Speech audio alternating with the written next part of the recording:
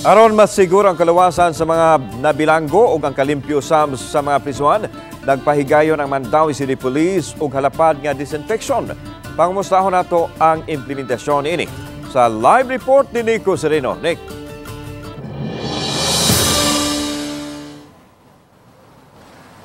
Yes, Lan, katuyuan ini masiguro nga limpyo kini mga custodial facilities ug sa samang higayon masusisab ang kahimtang sa mga piniriso. Temporaryong gipagawas una kini mga piniriso gikan sa custodial facility sa Mandaue Police Station 5 dihang naabtan kaganiha. Gipahimutang una sa ibabaw nga bahin sa building kundi nagpaabot usab ang mga personnel sa City Health. Gipang check up sila sa doktor ug gisusi ang kondisyon. Subay sab sa pagpaubos kanila sa lain-lain nga mga tests. Medical consultation, and we also do right now sa ato ang HIV testing and free Hepa B and Hepa C. Kasagaran kay mga mga upper respiratory tract infection kanang mga mga high blood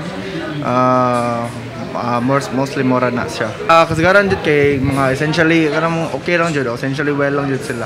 Kasi ipamati. Sa check-up, ang 56 anyos nga nabilanggo, taas kaayo ang presyon sa dugo. Aminado hinuon nga nahunong na sa pagtumar og maintenance, pipila ka buwan ang nakalabay. 179. Over 90. Taas yun na. Pero wala kang ipamati, sir. Wala kang hindi sakit yung tangkugo. Usahay ka nung magsigog igdala, sakit sa taas gid. Ay mga kaliwaton sa namo ba? Kaliwaton ng mga high blood. Samtang nahawan ang prisuhan na busy sab kini mga PNP personnel sa pagpanglimpyo. Unang gihipos ang mga butang sa mga nakadetain dito.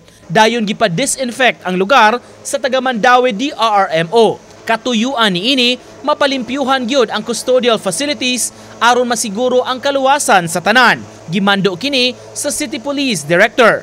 Ang kaning pagpalimpyo nato sa atong custodial facility, sir, daily gyud ni siya, sir. Maglimpyo gyud ni sila every morning, maglimpyo gyud ni. Pero karon lang, sir, is dako ni nga activity kay collaborated na ni sa mga other agencies. So nanani check-ups, nanay disinfection. So nasugdan na ni nato, sir.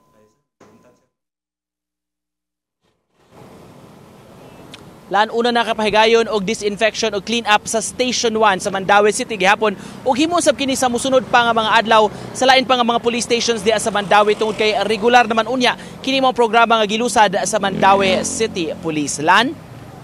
Salamat Nico Sereno.